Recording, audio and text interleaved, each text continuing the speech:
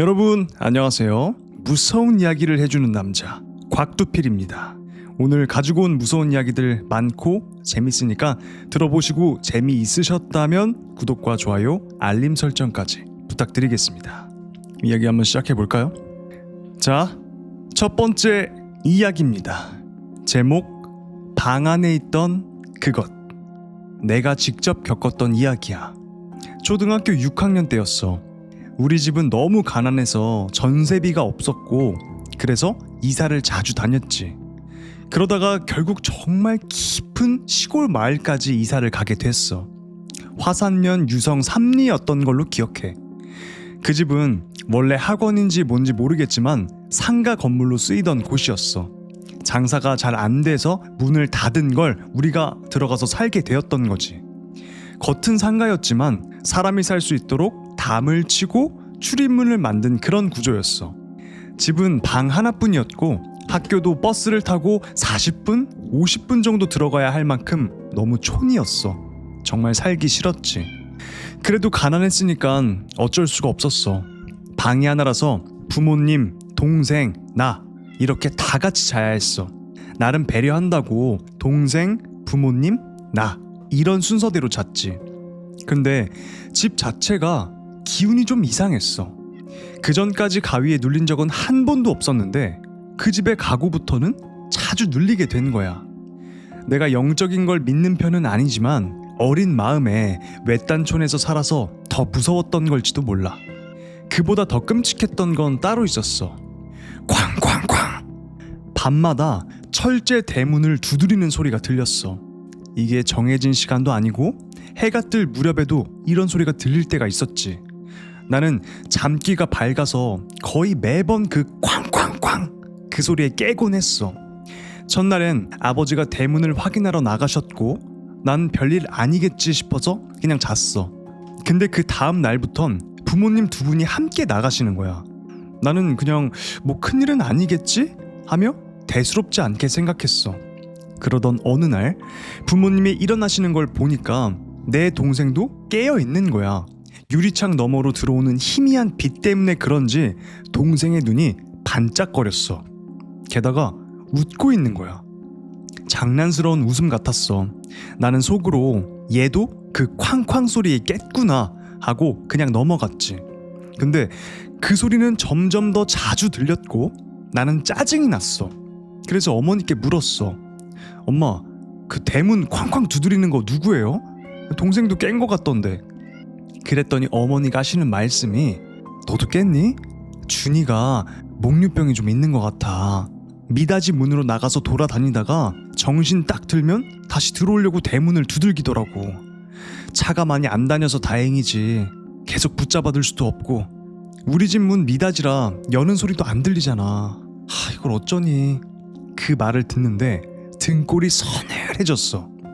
그럼 내가 봤던 동생은 뭐였을까?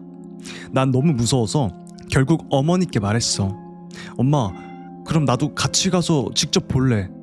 어머니는 처음엔 안 된다고 하셨지만 내가 고집을 부리자 결국 허락하셨어. 그리고 다음날 밤 또다시 쾅쾅 쾅쾅쾅 소리가 들리는 거야.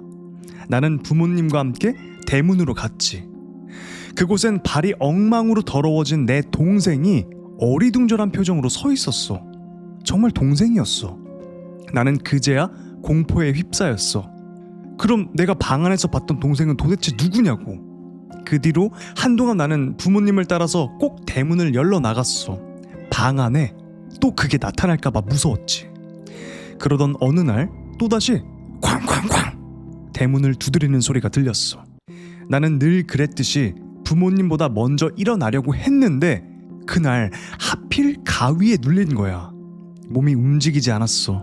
부모님은 먼저 나가셨고 나는 그대로 거기에 누워있을 수밖에 없었지. 가위에 눌렸으니까. 그리고 그날따라 방 안에 있던 동생 같은 그것은 더 흉측하게 미소를 짓고 있었어. 라는 이야기였습니다. 첫 번째 이야기 이거 정말 제가 갖고 오면서도 소름이 돋았거든요. 너무 무서워서. 이거를 상상하면서 들어보시면은 정말 무서우실 거예요. 가족을 따라하는 귀신이 정말 악질이라고 제가 매번 말씀드리잖아요. 가족 곁에서 이렇게 행동, 특징, 목소리 모든 거를 관찰하고 있는 거야. 그걸 다 관찰한 다음에 짜잔 하고 나타나서 가족인 척을 하는 거죠. 쾌감을 느끼는 거죠. 이 변태적인 귀신들의 습성. 아마도 살아생전에 관음증 기질이 있던 귀신들이 죽어가지고 이런 가족을 따라하는 귀신이 되지 않을까, 악귀가 되지 않을까 싶습니다. 사연의 주인공이 방 안에서 봤던 그 동생을 닮은 그건 뭐였을까요? 자, 그럼 이야기 계속 이어서 가보도록 하겠습니다. 자, 다음 이야기입니다. 제목 기숙사에서. 2007년 여름방학이었어. 나는 3학년이었는데 그때도 정신 못 차리고 친구들이랑 맨날 놀기 바빴지. 방학 동안은 기숙사에서 룸메이트를 직접 고를 수가 있었거든. 그래서 나는 웅이라는 친구랑 2인 1실의 방을 쓰게 됐어. 특별한 건 없었고 그냥 방에서 주구장창 술만 마셨어. 남자 둘이서 매일같이 술을 퍼마신 거야. 너무 술을 많이 마셔서 그랬는지 그때부터 가위에 자주 눌렸어. 원래 가위에 잘 눌리는 편은 아닌데 그 방에 들어오고 나서 이상하게 많이 눌리더라고. 우리 기숙사는 2층 침대였고 나는 1층에서 잤어. 근데 가위를 눌릴 때마다 꼭 내 발끝 쪽에서 뭔가가 흔들흔들 거리는 거야. 처음엔 검은 그림자처럼 보였는데 시간이 지나면서 그게 뭔지 알게 됐지. 그건 2층 침대에 다리를 걸고 거꾸로 매달려 있는 웅이의 뒤통수였어. 처음엔 웅이가 운동을 하는 줄 알았어. 근데 운동이라고 하기엔 너무 오래 매달려 있는 거야. 그리고 어느 순간 웅이가 아니라는 걸 확실히 알 수가 있었어. 왜냐하면 그 형체가 들려주던 소리 때문이었어. 이런 소리, 사람 목에서 나올 수 없는 소리. 공포 영화에 나오는 그 연출 같은 게 아니었어. 두꺼운 쇠를 억지로 구부릴 때 나는 소리 있지. 그런 소리 같았어. 나는 매일 그 방에서 잠들지도 못한 채 그 소리와 뒤집힌 뒤통수를 바라봐야 됐어. 근데 사람의 상상은 더 끔찍한 걸 만들어내잖아. 그 형체에 조금씩 익숙해질 무렵 웅이처럼 보이던 그 존재가 갑자기 날 보기 위해 목을 거꾸로 꺾기 시작했어. 여전히 그 쇳소리 같은 걸 내면서 조금씩 나를 향해 목이 뒤로 꺾이는데 이게 좀 상상이 되려나?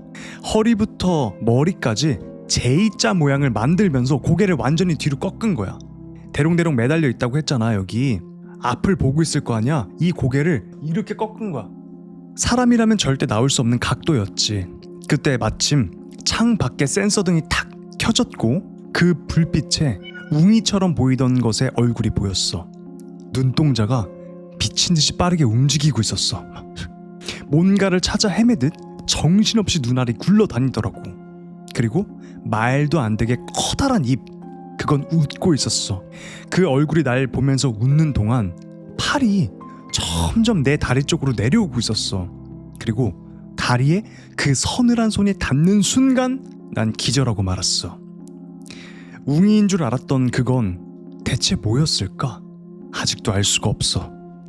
라는 이야기였습니다.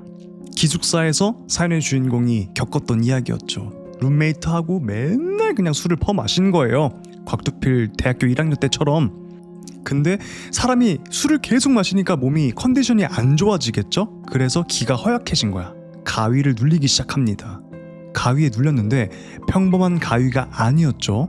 뭔가 가위만 눌리면 내 발치에서 뭔가 흔들려. 대롱대롱 알고 봤더니 2층 침대에서 웅이가 거꾸로 매달려 있었어요.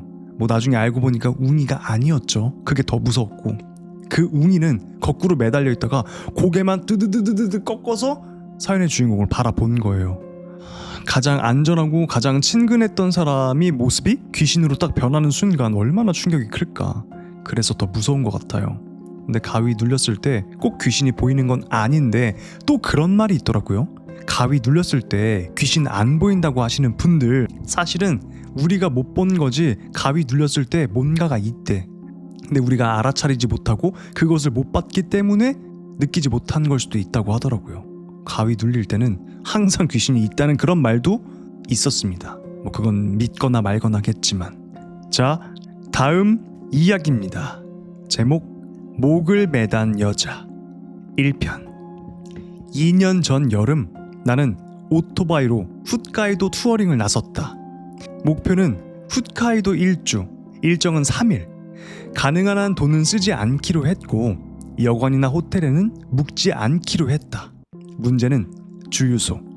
훗카이도 마을 사이에 100km가 넘는 구간도 많고 내 바이크는 연비가 나빠서 가득 채워도 160km 정도밖에 못 간다.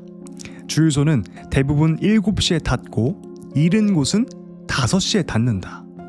가솔린 휴대캔을 챙기지 않은 걸 일정의 절반쯤 지나서야 깨달았다. 일주를 포기하고 도 자동차 도로로 가로질러서 하코다테로 빠질까 아니면 오기로 끝까지 돌까. 결국 난 일주를 선택했다. 포기하면 거기서 끝이니까. 이틀째 밤, 훗카이도의 어둠은 도쿄의 밤을 대낮처럼 느끼게 할 정도로 깊었다. 나무들은 하늘을 덮을 듯 서 있었고 방심하면 숲에 삼켜질 것 같은 심연이 사방에서 밀려왔다. 계기판에 연료 경고등이 켜졌다. 깜빡깜빡. 아, 오늘은 여기까지겠네. 나는 길가에 바이크를 세웠다. 간이 화장실 하나 달랑 있는 텅 빈 공간. 주변엔 민가도 사람도 없었다. 작은 가로등 하나만 나와 바이크를 비추고 있었다. 간단히 식량을 먹고 차가운 콘크리트에 몸을 눕혔다. 달이 유난히 예뻤다. 그렇게 잠이 들 무렵 정적을 가르는 엔진 소리가 새벽 2시쯤 들려왔다. 고개를 들어보니 그냥 트럭 한 대였다. 다시 몸을 돌리려던 순간 간이 화장실 문이 열려 있었다. 내가 도착했을 땐 분명 닫혀 있었는데 누가 온 것도 내가 쓴 것도 아닌데 대체 저 간이 화장실이 언제 열린 거지? 문은 작은 소리를 내며 흔들렸고 가까이 다가가자 하얀 옷자락 같은 게 보였다. 누구 있어요? 나는 문틈으로 안을 들여다봤다. 그 순간 심장이 미친 듯이 뛰고 온몸의 모공이 한 번에 열리는 그런 느낌이 들었다. 그곳엔 하얀 원피스를 입은 여자가 목을 메고 있었다. 나는 얼어붙었다. 언제부터 저기 있었지? 어떻게? 생각은 공허하게 계속 되풀이되었다. 정신을 부여잡고 바이크 쪽에 둔 핸드폰을 가지러 돌아섰다. 그때 쾅! 무언가 강하게 치는 소리. 뒤를 돌아보니 여자가 화장실 앞에 서서 나를 뚫어지게 쳐다보고 있었다. 그녀는 내 눈을 똑바로 바라본 채 오른팔을 천천히 들어서 화장실 벽을 쾅! 치고 있었다. 여자 한 명의 힘이라 보기엔 어려웠다. 화장실 전체를 울리는 엄청난 굉음. 나는 울고 싶었다. 이거 현실이 아닌데? 여자의 목에는 밧줄이 칭칭 감겨 있었고 길고 거친 머리칼 사이로 기분 나쁜 눈빛이 번들거렸다. 여자는 무표정으로 나를 보며 점점 더 빠르게 벽을 쳤다. 쿵, 쿵, 쿵. 그리고 아주 작은 목소리로 중얼거렸다. 찾아냈다, 찾아냈다, 찾아냈다. 피가 거꾸로 솟는 기분이었다. 나는 외쳤다. 장난치지 마세요! 순간 그녀의 손이 딱 멈추더니 고개를 아주 천천히 숙였다. 저 여자가 뭐라고 하는 거지? 숨이 막혔다. 그녀는 고개를 들고 나를 노려보더니 자신의 왼팔을 들어서 물어뜯기 시작했다. 싫어, 싫어. 혼자는 싫어. 혼자는 싫어. 마구 피가 터져 나와서 입가를 붉게 물들였고 살점이 뜯기는 끈적한 소리가 밤 공기를 갈랐다. 발에서는 하얀 뼈가 드러나기 시작했다. 도망쳐야 돼. 도망쳐야 돼. 내 본능이 외쳤다. 저건 인간이 아니다. 나는 전력으로 바이크 쪽으로 뛰었다. 헬멧을 움켜쥐고 뒤를 보니 아무것도 없었다. 그 순간 툭! 어깨에 무언가가 닿았다. 보니까 피투성이의 왼손. 그 여자는 어느새 내 바로 뒤에 있었다. 나 버리고 가지마. 나는 반사적으로 들고 있던 헬멧을 휘둘렀다. 그녀의 얼굴에 그대로 꽂혔다. 피가 튀고 그녀의 머리가 젖혀졌다. 그런데도 그 손은 내 어깨에서 떨어지지 않았다. 나는 절규하면서 몇 번이고 더 세게 내리쳤다. 마침내 그 여자의 손이 떨어졌고 그 여자는 뒤로 쓰러졌다. 나는 오토바이의 악셀을 당겼다. 오토바이는 질주하기 시작했고 순간 번쩍 눈앞이 온통 초록빛이었다. 정신을 차렸을 땐 나는 도로가의 풀숲에 쓰러져 있었다. 오토바이는 옆으로 넘어져 있었고 몸은 만신창이었다. 길에 역은 보였지만 그 간이 화장실은 없었다. 시간은 아침 8시. 나 방금 뭐였지? 환각? 꿈이었나? 그렇게 스스로를 설득하며 다시 오토바이 시동을 걸었다. 그리고는 섬뜩한 훗가이도의 일주를 끝냈다. 사실을 말하자면 그 후에도 그 여자는 한동안 나를 따라다녔다. 지금은 없다. 한 영능력자의 도움으로 그 여자를 떼어낼 수 있었다. 그 사람이 없었다면 나는 미쳐 죽었을지도 모른다. 자, 이번 이야기는 배경은 일본이에요. 훗가이도 투어, 오토바이로 혼자 하는 여행을 하는 사람이 겪었던 이야기고 아주 무서운 여자를 마주하게 되었죠. 필자의 묘사가 공포영화 한 편을 본 것 같네요. 너무 상상되고 무서워요. 저도 그래서 이걸 준비해오면서 이거 보통 이야기가 아니다 이런 생각을 했습니다. 옷에 피가 묻었는지 확인을 했어야 귀신인지 진짜 사람인지 알 수 있는데 그게 정말 사람이었으면 내 옷에 피가 묻었을 거고 그게 사람이 아니라 귀신이었다면 피가 묻진 않았겠죠. 이어서 한번 가보겠습니다. 자, 다음 이야기입니다. 제목 목을 매단 여자 2편. 훗가이도 투어링에서 돌아온 지 3개월. 나는 역 앞 광장 벤치에 앉아 있었다. 여름이 끝나고 겨울 기운이 스며드는 가을바람. 계절이 바뀌듯 내 삶도 송두리째 바뀌어 있었다. 그날 이후 내가 타던 오토바이는 없어졌다.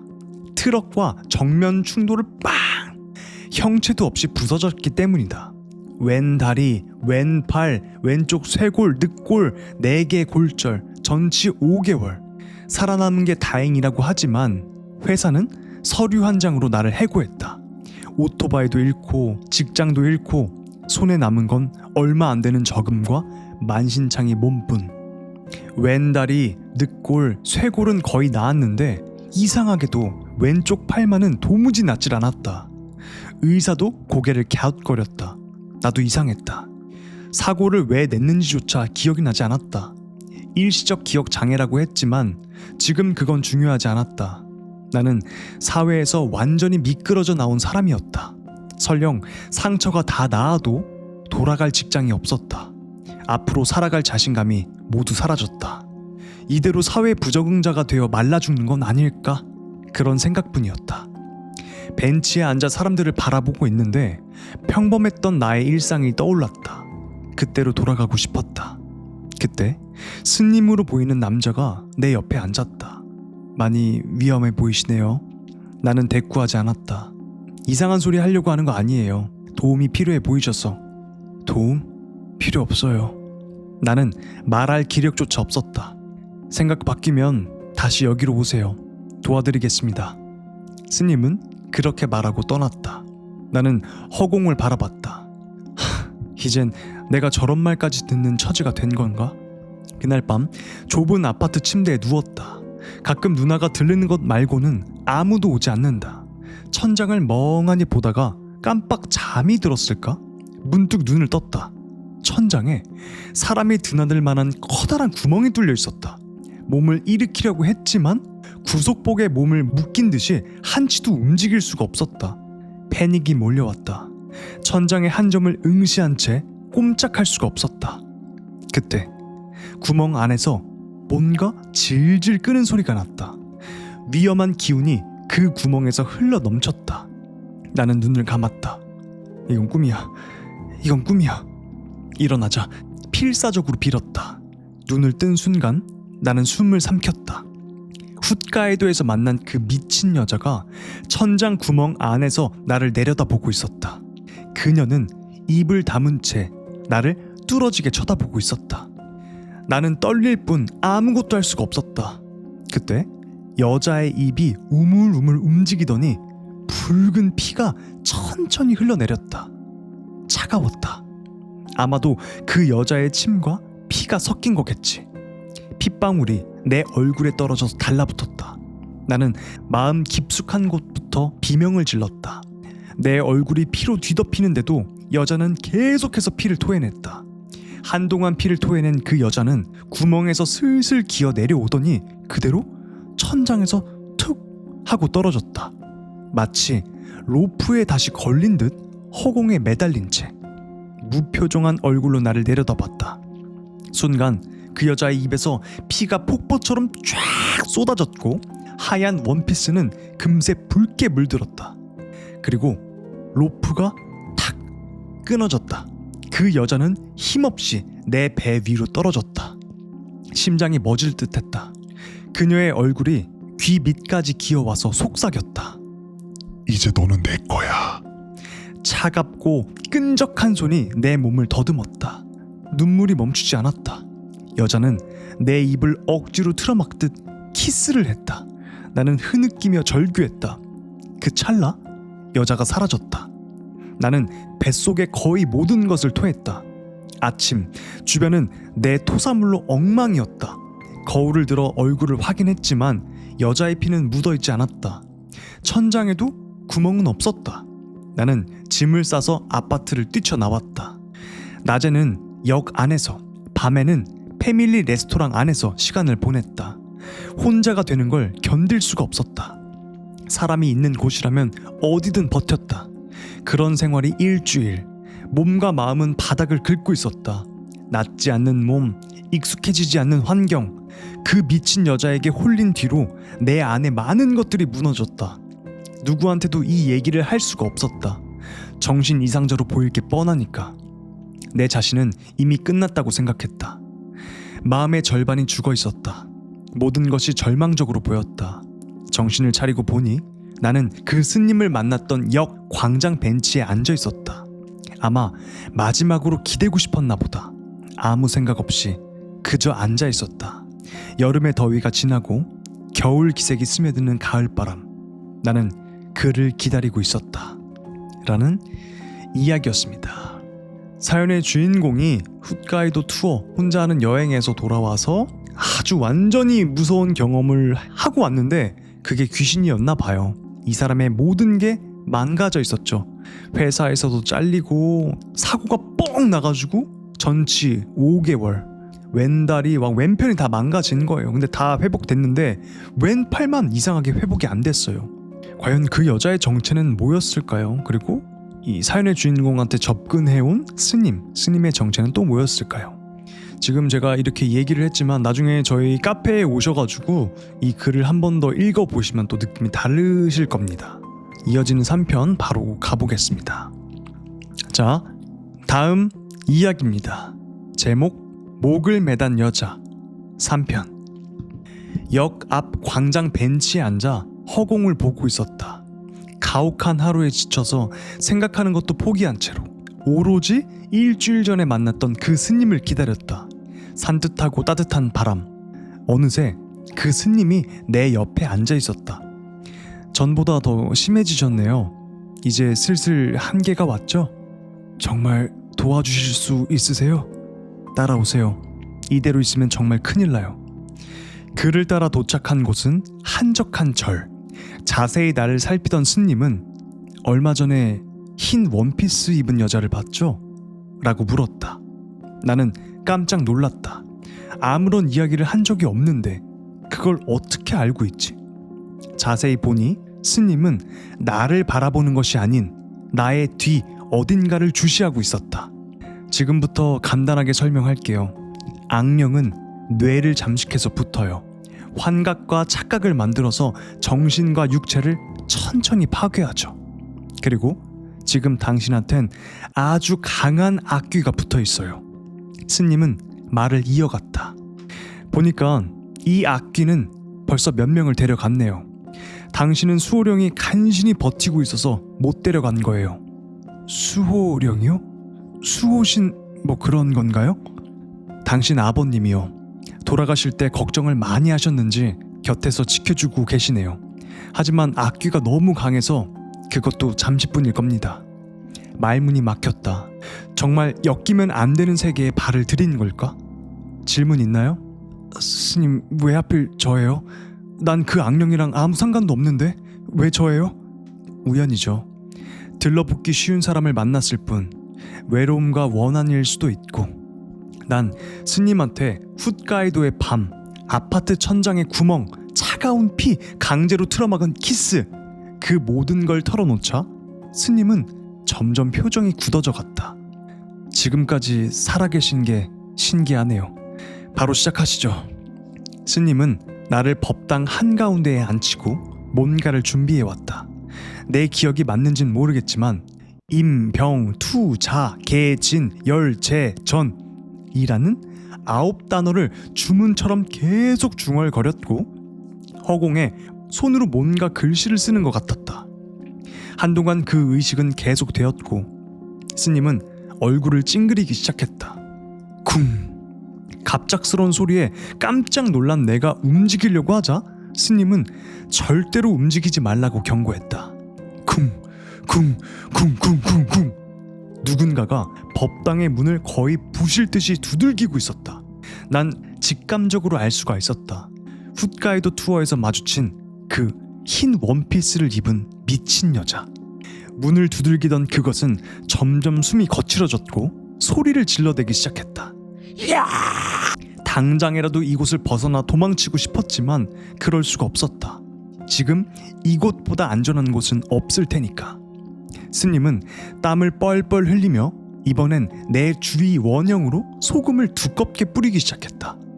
무슨 일이 생겨도 절대로 소금 밖으로 나가면 안 됩니다. 다시금 스님은 주문을 외웠고 난 온몸을 벌벌 떨면서 소리가 나는 쪽으로 온 신경을 쏟고 있었다.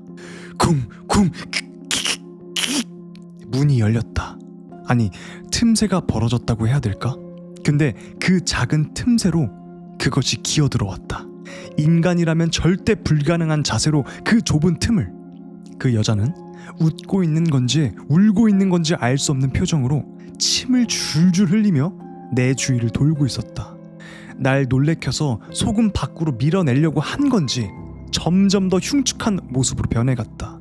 스님은 이제 거의 소리를 치며 주문을 외웠고 횃불과 칼을 꺼내 들었다. 철저히 나한테만 관심을 주던 그 미친 여자는 스님이 휘두르는 횃불과 칼을 의식하기 시작했고 스님한테 욕인지 뭔지 절규 비슷하게 소리를 질러댔다. 그 지옥 같은 시간들 얼마나 흘렀는지 모르겠다.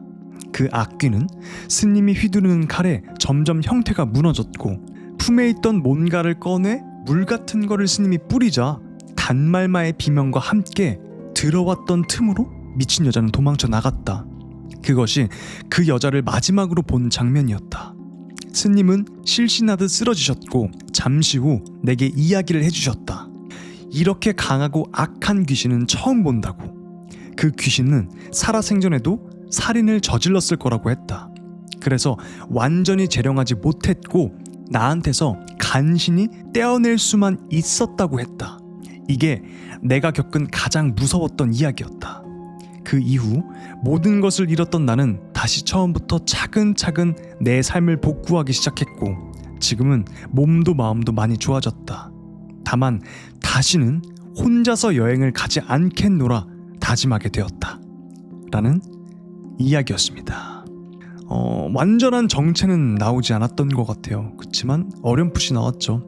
아주 악한 귀신이었고 아마 생전에도 사람을 죽였던 그런 못된 무서운 악한 사람이 귀신이 돼서 악귀가 되었던 거죠. 스님이 얼마나 재령하는데 힘들었으면 실신하듯이 쓰러졌을까요? 소금도 뿌려봤고, 그러니까 소금을 뿌려서 못 들어오게, 그런 건 처음 봤어요. 횃불에 칼을 휘둘러서. 일본은 그렇게 재령을 하나 봐요. 그들이 어떤 종류의 소금을 사용하나요? 음식에 쓰는 일반 소금인가요? 아니면 특별한 종류의 소금인가요? 제가 알기론 두꺼운 소금, 굵은 소금을 햇빛에 쫙 말려둔다고 표현해야 될까? 햇빛을 잘 머금은 소금, 두꺼운 소금, 그걸 쓰는 것 같아요. 자, 다음 이야기로 넘어가 보도록 하겠습니다. 자, 다음 이야기입니다. 제목 그날 밤 창문을 두드린 것은? 늦은 밤 나는 이상한 소리에 눈을 떴다. 뭔가를 질질 끄는 듯한 소리가 창 밖에서 들려왔다. 우리 집은 길에 맞닿아 있었지만 이 시간쯤 되면 사람은 거의 다니지 않는다. 부모님은 여행을 가 계셨고 집엔 나 혼자뿐. 소리는 점점 더 또렷하게 들렸다. 그러다 잠시 후 소리가 멈췄다. 근데 그 순간 똑! 커튼이 쳐져 있는 창문에 소리가 울려 퍼졌다. 심장이 터질 듯 쿵쾅거렸다. 힘없는 두드림 소리가 계속해서 이어져 갔다. 나는 용기를 짜내 창문 쪽으로 다가갔다. 누구세요? 누구 있어요? 대답은 없었다. 오직 창문을 두드리는 소리만 느릿하게 반복될 뿐이었다. 똑, 똑, 똑. 장난치지 마! 떨리는 입술로 외쳤지만 커튼 뒤에서는 여전히 둔탁한 두드림만이 울려 퍼졌다. 나는 손으로 커튼 끝쪽을 움켜쥐었다. 눈을 감고 단숨에 커튼을 확 열어 제꼈다. 그곳엔 피투성이의 얼굴을 한 머리카락이 길게 늘어진 여자가 서 있었다. 입가엔 옅은 미소가 번지고 있었다. 으악! 비명이 터져 나왔다. 나는 그대로 집 밖으로 달려나가 도망치듯 친구 집으로 몸을 숨겼다. 친구에게 방금 일어났던 일을 다 얘기했는데 신기가 있던 친구는 잠시 내 얼굴을 바라보더니 서랍에서 부적을 꺼내서 목에 걸어주었다. 안도감에 휩싸인 나는 친구 집에서 아침까지 푹 잠들 수가 있었다. 아침 집에 돌아가려고 할 때 친구가 끝까지 말리는 거였다. 하지만 나는 부적이 목에 있으니 괜찮다고 말하며 혼자 길을 나섰다. 집 근처에 다다랐을 때 수많은 경찰차가 멈춰서 있었다. 주변은 웅성웅성거리는 이웃들로 가득했다. 나는 가까이 있던 아주머니에게 물었다. 저 무슨 일 있었어요? 아주머니는 얼굴을 굳힌 채 대답했다. 아이고, 어젯밤에 괴한한테 습격당한 여자가 간신히 도망쳤는데 결국 이 앞집에서 죽었대. 아이고, 불쌍하기도 하지. 아주머니가 가리킨 곳은 바로 우리 집이었다. 라는 이야기였습니다. 그러니까 결국 이 사연의 주인공이 커튼을 확 열어 제꼈을 때 봤던 여자의 형상은 이미 죽은 귀신이 된 여자의 형상이었던 거죠. 이미 살해를 당해서 죽은 여자의 혼이 창문으로 다가와서 두들긴 거예요. 어쩌면 살고 싶었던 그 마음이 아직 남아 있었기 때문에 도움을 요청하려고 문을 두들겼던 걸까요? 아니면 창문을 젖혔을 때 그 여자가 희미하게 미소가 번지고 있었다고 했어요. 그러면 혼자 가기 싫으니까 같이 가려고 데리러 온 거였을까? 여러분은 어떻게 생각하십니까? 여러분의 생각을 댓글로 남겨주시면 감사하겠습니다. 그쵸? 왜 웃었을까 궁금하네요. 저도 너무 궁금해요. 왜 웃었던 걸까? 새로 오신 분들은 좋아요 부탁드리고요. 다음 이야기로 넘어가 볼까요? 자, 다음 이야기입니다. 제목 화장실에서. 내 친구 A는 괴담을 엄청 좋아해. 근데 문제는 겁도 많다는 거야. A는 귀신 이야기를 들으면 다 믿어버려. 귀신을 보면 어떻게 해야 된다, 어떤 상황에서는 눈을 뜨지 말아야 된다, 뭘 하지 말아야 된다, 이런 걸 다 진지하게 받아들이는 거야. 그래서 A가 제일 피곤해하던 곳이 있었어. 바로 화장실이야. 왜냐면 화장실 괴담이 정말 많잖아. 내가 어릴 때는 빨간 휴지 줄까 파란 휴지 줄까 이런 얘기가 유행했거든. 빨간 휴지를 달라고 하면 피투성이가 돼서 죽고, 파란 휴지를 달라고 하면 피가 다 빠져서 죽는다나? 또 천장을 보면 귀신 손이 다가온다. 대변을 오래 보면 귀신이 머리카락을 막 세는데 다 세면 영혼을 데려간다. 화장실 모서리를 다 보면 마지막에 귀신이 나타난다. 심지어 앉아있다가 변기 아래쪽이 간질간질하면 귀신 손이 엉덩이를 이렇게 만지고 있는 거라서 그럴 땐 일어나서 다시 앉아야 된다는 괴담까지 하나하나 다 말하기도 힘들 만큼 너무 많았어. A는 그걸 전부 다 믿는 거야. 천장은 절대 안 보고 오래 앉아있으면 머리를 막 흔들고 세지 못하게 4곳의 모서리 중에 3개까지만 보고 엉덩이가 간질간질해도 아래는 절대 안 보고 엉덩이를 들었다가 다시 앉고 거의 기계 같았어. 화장실 한 번 가는 게 일이더라고 걔한텐. 근데 사람이란 게 그렇잖아. 본능적으로 스릴을 즐기거든. A도 결국 소심한 반란을 시작했어. 신문지 대신 잡지를 들고 간다거나 실눈으로 천장을 슬쩍 본다거나 세 개의 모서리를 전부 본다든가 그렇게 조금씩 시도를 한 거야. 하지만 아무 일도 안 일어났어. 그걸 깨닫자 자기가 얼마나 한심했는지 알게 된 거지. 그래서 이런 헛짓거리는 그만두자고 결심했어. 근데 겁이 많은 사람들은 이걸 한꺼번에 다 못 끊더라고. 조금씩 끊어낸 거지. A가 마지막까지 못 끊었던 게 바로 네 곳의 모서리를 보는 그런 괴담이었어.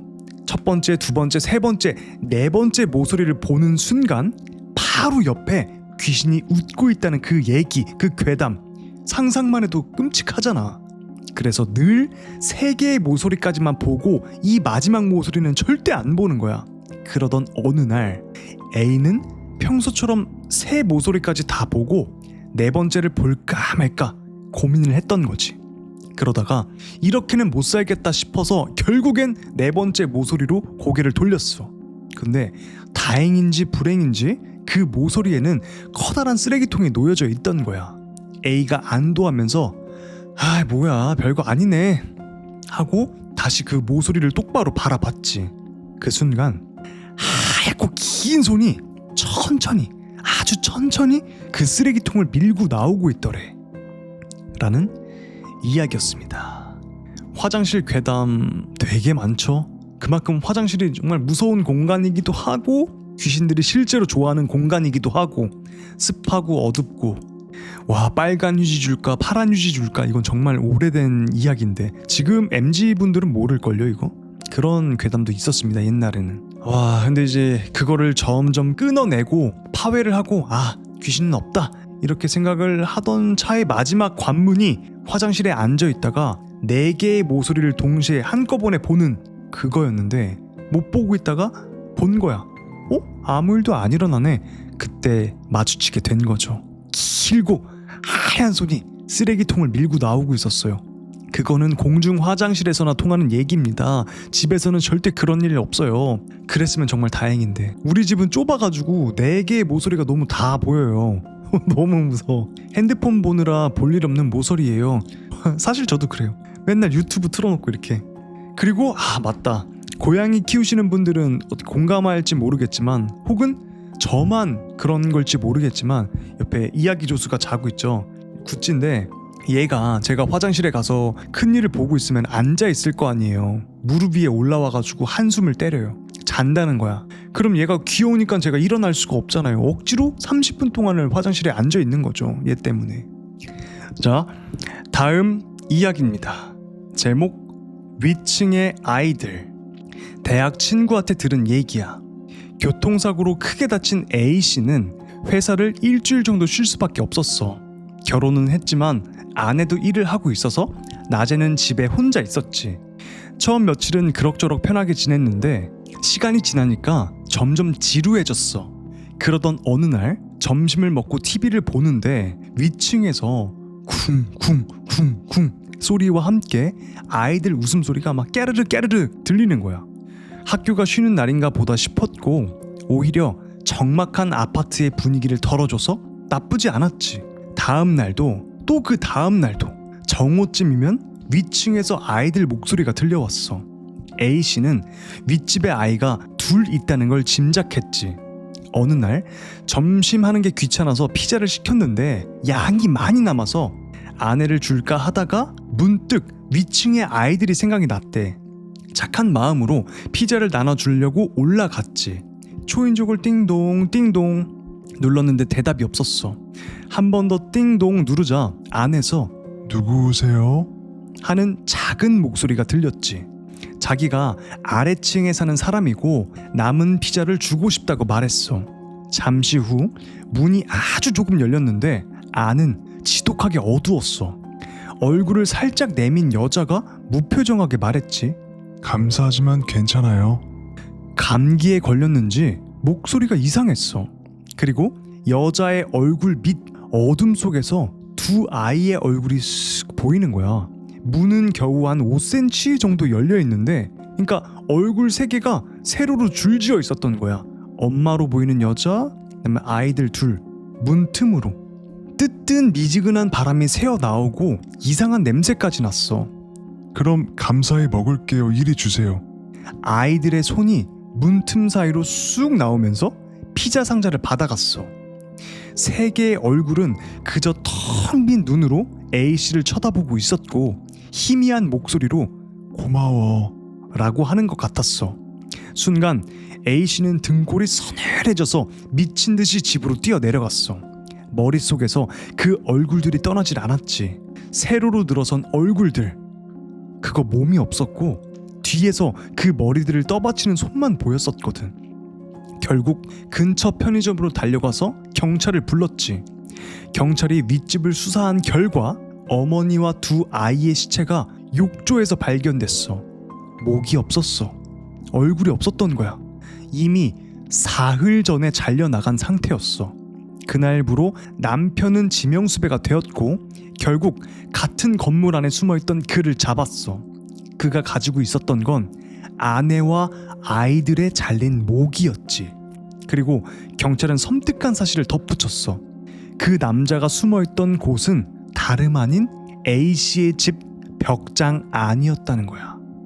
라는 이야기였습니다. 이번 이야기는 현실 공포가 섞여 있었어요. 좀 이해가 안 가긴 해요. 피자가 남다니 말이 되냐고. 새 피자를 선물해 주는 것도 아니고 먹다 남은 피자를 건네주는 거 누가 좋아해. 근데 그거를 갖다 주려고 띵동띵동 했는데 분위기가 너무 이상해. 뭔가 이상하다 자세히 보고 심장이 쿵쾅거려가지고 뛰어내려간 거죠. 왜냐, 5cm 정도 벌려있던 문틈에 얼굴 셋이 있었다고 했잖아요. 근데 이게 몸통이 없었던 거야. 누군가가 뒤에서 얼굴들을 잡고 마치 얼굴을 빼꼼 내밀고 있는 엄마와 아이를 연기한 거죠. 뒤에서. 엄마의 목소리도 이상했다고 했어요. 감기에 걸렸는지 목소리가 이상했다. 그러니까 무언가가 이 엄마의 목소리를 따라했다는 거죠. 그리고 아이들의 목소리도 고마워 이거. 어우 너무 끔찍해. 그러니까 얼굴을 들고 있었던 거예요. 그러니까 사람도 무섭고 귀신도 무섭고 진짜. 그러면은 피자 박스를 잡으려고 아이들 손이 쭉 나갔다고 했는데 그럼 그 손도 뒤에서 누군가 이게 아이의 손을 잡고 이렇게 내민 거였을까? 진짜 지독하다. 여기서 딱 궁금증. 세 개의 목이라고 했는데, 그러니까 세 개의 얼굴을 받치려고 했는데 사람이라면 손이 두 개잖아요. 그러면 사람이 아니었던 게 들고 있었던 걸까? 아니면 벽에 몸통으로 머리 세 개를 하나, 둘, 세 개를 벽에 딱 눌러서 받치고 한 손으로 이렇게 내서 피자 박스를 받았던 걸까? 공허한 눈빛이라고 했잖아요. 눈 뜨고 죽었네. 그렇겠죠. 그럼 너무 끔찍하다, 그렇죠? 그러니까 그 문 뒤에서 벌어지고 있었던 일, 그걸 상상해 보면은 여러분들은 어떻게 생각하세요? 어떤 자세로 얼굴 들고 있었을까? 근데 그 목을 잘랐던 게 이 가정의 남편이었죠. 아버지였죠. 인간이 제일 무서운 거 맞아요. 자, 다음 이야기는 좀 신기한 이야기입니다. 여러분들 악몽 자주 꾸시나요? 근데 이 무서운 꿈을 의도적으로 꾸게 할 수 있는 방법이 있다고 해요. 이거를 보고 따라해 보시는 분들도 분명히 있을 거라고 생각합니다. 근데 저는 무서워서 절대 안 할 것 같아요. 자, 다음 이야기 들려드리겠습니다. 다음 이야기입니다. 제목, 무서운 꿈을 꾸는 방법. 무서운 꿈 꾸는 방법이란 글을 봤다. 10년도 더 지난 잡지 독자 투고란이었다. 베개를 밟고 잠들면 밟은 횟수만큼 무서움이 세진다. 한두 번 정도는 유원지의 귀신의 집 수준. 7번을 넘어가면 정말 무섭다. 그리고 최대 레벨은 10. 마침 자기 전이었고 호기심이 동했다. 바로 내 베개를 발로 밟기 시작했다. 최대부터 보는 건 재미없을 것 같아서 9번에서 멈추고 눈을 감았다. 그날 밤 나는 꿈을 꾸었다. 오래전에 돌아가신 친척 할아버지를 내 방 침대에서 간호하는 꿈.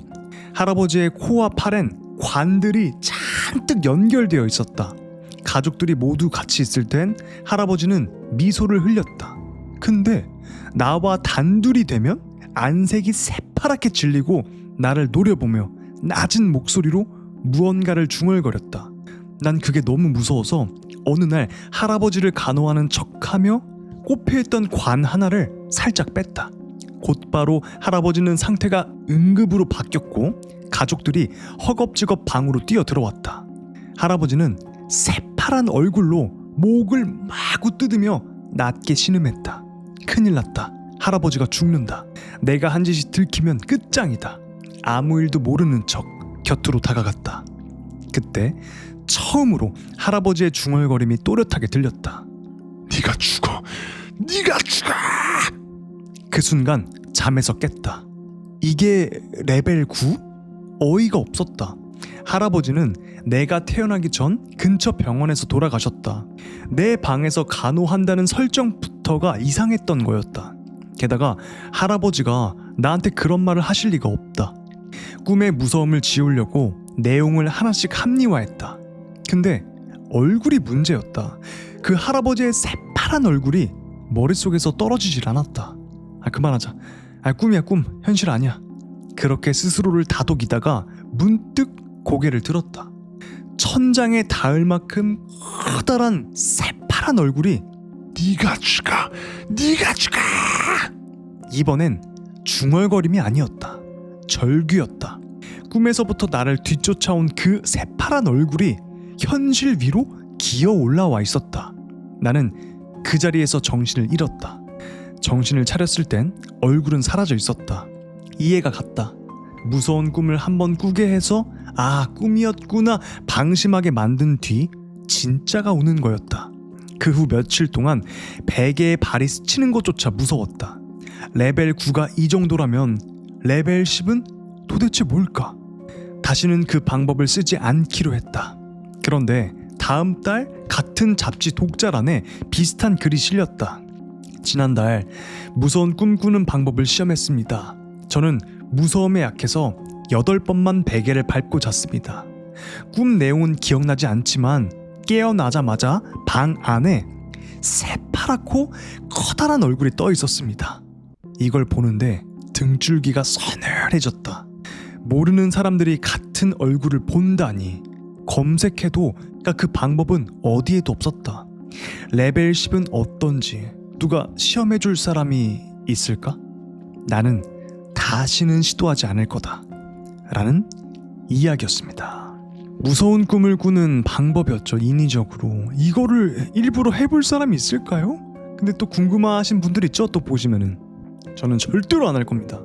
오늘부터 베개에 발 절대 안 닿게 할 거야. 어렸을 때 저였으면 해봤을 것 같아요. 초등학교 중학교 때까지만 해도 이쪽으로 너무 궁금하기도 했고 호기심이 많아가지고 했을 것 같아. 혹시 하실 분 있으세요? 만약에 하신다면 댓글로 알려주세요. 궁금하다. 자, 다음 이야기입니다. 제목 비디오에 찍힌 것. 담력 테스트 이야기야. 친구 선배가 유명한 폐호텔에 들어갔어. 비디오를 켜고 친구 몇 명이랑 돌아다녔는데 끝까지 아무 일도 없었지. 뭐야 완전 시시하잖아 하면서 카메라 전원을 끄고 차로 돌아왔어. 근데 나중에 찍힌 걸 확인했는데 머리가 긴 여자가 바닥에 납작 엎드려서 기어오고 있었던 거야. 차 안은 난리가 났지. 으악! 비명 지르고 막 무섭다고 하고. 근데 점점 이상한 생각이 들었대. 화면이 위아래가 뒤집혀 있었고 엄청나게 흔들리고 있었던 거야. 친구가 선배한테 물었어. 야, 이거 언제 찍은 거야? 얼굴이 하얗게 찔려서 말했대. 이거 안 찍었는데? 이거 카메라 끄고 난 뒤야. 그때부터 일이 꼬이기 시작했어. 같이 갔던 친구는 길에서 갑자기 튀어나온 사람한테 부딪혔는데 순간 사라졌고, 선배 집에서는 밤마다 이상 현상과 악몽이 이어졌어. 선배 엄마는 원인 모를 병으로 쓰러져서 입원했고, 선배는 테이프에 찍힌 영혼한테 홀렸다고 확신을 하게 된 거야. 그래서 심령 특집 자주 했던 방송국에 그 테이프를 보냈대. 며칠 뒤에 테이프가 다시 돌아왔어. 그리고 뭔가가 써 있었지. 이 영혼은 우리 손에서 감당할 수 있는 게 아닙니다. 방송에 내보내면 정말 큰일 납니다. 부디 스스로 처분하세요. 그 쪽지가 동봉되어 있었던 거야. 그 뒤로 선배는 점점 야위어갔어. 매일 이어지는 불면, 집안의 불행, 주변 사람들의 사고, 결국 신한테 의지하려고 했대. 어머니 문병겸해서 현지 신사에 상담 받으러 간다고 친구한테 카톡을 하고 신칸센, 그러니까 기차에 올랐는데 그 길에서 선배는 심근경색으로 죽었어. 기차 안에서 그냥 죽어버린 거야. 그 테이프는 불에 태워서 없앴다고 해. 그 폐호텔 아마 아직도 그대로 남아있을 거야. 폐가 흉가 절대 가지마 라는 이야기였습니다. 아니 근데 얼마나 심각하고 무섭고 강한 영혼이었으면은 방송국에서 그걸 받고 자기 내부적으로 테스트를 했을 거 아니에요. 이 정말 여기에 영혼이 스며들어 있나요? 전문가한테 보여줬을 거 아니야 그 테이프를. 근데 거기서 그렇게 얘기를 했던 거겠죠. 그리고 한 명한테만 이거를 검증받지 않고 여러 명한테 무속인한테 받았겠죠. 그거를 다 같이 그렇게 얘기를 했나 봐. 이거 안 된다, 이거 방송 안 된다, 반송을 했던 거예요. 얼마나, 그러니까 방송에서 자극적이고 그런 걸 얼마나 좋아하는데 거기서 거부할 정도면은 말도 안 되는 악귀였나 봐. 그러니까 세상에는 우리가 모르는 진짜 엄청난 그런 일들이 많이 일어나는 것 같아요. 우리가 알게 모르게 진짜 엄청난 일들이 많은데 우리한테는 아직 안 알려진 일들도 많을 거 아니에요. 그러니까 결론은 폐가 흉가 가지 말자 입니다. 자, 다음 짧은 이야기를 한번 해드리겠습니다. 다음 이야기입니다. 제목, 우리에게 보이는 것과 보이지 않는 것. 이건 다른 의미에서 무서운 이야기야. 사연의 주인공은 병 때문에 시각장애 판정을 받았는데 이게 완전히 안 보이는 건 아니고 약시라서 흐릿하게는 본데 사람이 있는지 없는지는 감지할 수 있고 아이인지 어른인지 정도는 구별할 수 있지만 남녀의 구분은 잘 안 된다고 했어. 그래서 평소처럼 길을 걷는데 친구가 묻더래. 너 왜 그런 식으로 걸어? 사연의 주인공은 눈이 안 좋아서 천천히 걷는 거야 라고 했는데 친구의 말은 그게 아니었어. 아무도 없는 곳을 마치 사람을 피하듯이 비켜서 걸을 때가 있었다는 거야. 사연의 주인공은 분명히 누군가가 있다고 느껴서 피한 건데 실제로는 아무도 없던 거지. 그러니까 제3자가 보면 아무도 없는데 이 눈 시각장애 있는 사연의 주인공이 피해가는 거야. 계속 뭔가가 있는 것처럼. 회사에서도 저기 땡땡씨 가끔 아무도 없는 쪽을 향해서 인사하던데 이런 말을 들으니까 사연의 주인공이 혹시 내가 모르게 어떤 영혼 같은 걸 보고 있는 건 아닐까? 하는 생각이 들었다는 거야. 그리고 또 다른 비슷한 사례가 있었어. 교통사고로 망막이 찢어져서 수술을 했던 동료 여자가 있는데 후유증으로 복시가 생겼대. 복시는 물체가 2개로 어긋나 보이는 증상이야. 그 여자는 심한 건 아니어서 생활에 지장은 없었어. 근데 그 어긋나는 틈새 부분, 그러니까 상이 2개로 이렇게 3D 안경처럼 이렇게 보이는 거예요. 근데 그 틈새, 나눠진 틈새 부분을 집중해서 보면은 가끔 그 사이에서 이상한 게 보인다는 거야. 사람 눈이 원래는 보지 말아야 할 걸 비집고 보는 순간이 있는 걸지도 모르지. 즉 시각의 결함이 생기면서 오히려 정상적인 눈에는 보이지 않는 것들이 보이게 될 수도 있다는 이야기지 라는 이야기였습니다. 시각장애를 받은 사람이 있었는데 이제 그 사람이 완전히 안 보이는 건 아니고 형체 같은 걸 구별할 수 있는데 이 사람이 길을 지날 때 가끔 아무도 없는데 그거를 뭔가 있는 것처럼 비켜가고 그리고 회사에서도 아무도 없는 곳을 향해서 인사하고. 그리고 또 다른 사례, 망막이 찢어져가지고 수술을 했는데 상이 2개로 보이는 복시. 근데 그 2개로 보이는 사이에 자세히 보면은 가끔 거기서 저거 뭐지? 하는 게 보인다는 거죠. 영화 DI 생각나네요. 맞아요. 그리고 제가 만든 단편 영화 있죠? 공포 단편 영화 가끔 생각나실 때 만든 단편도 한번 봐주시고 그러면 감사할 것 같습니다. 눈으로 안 보이니 영으로 보게 된 걸까요? 그럴 수도 있겠네요. 마블의 히어로 중에서 눈을 다쳐가지고 다른 감각이 초인적으로 발달하는 경우가 있었어요. 데어데블. 눈이 안 보이니까 청각으로 그걸 커버하는 거야. 그런 것처럼 눈이 안 보이니까 다른 감각이 쫙 올라가면서 어쩌면 그 사람들은 육감, 그러니까 제 6번째 감각이 쫙 키워져서 그런 걸 볼 수 있지 않았을까 싶기도 합니다. 남은 평일 잘 보내시길 바라겠습니다. 저는 공지사항에 제 그 스케줄을 올리도록 하겠습니다. 지금까지 과학두필이었습니다. 여러분 들어가 보도록 하겠습니다. 안녕.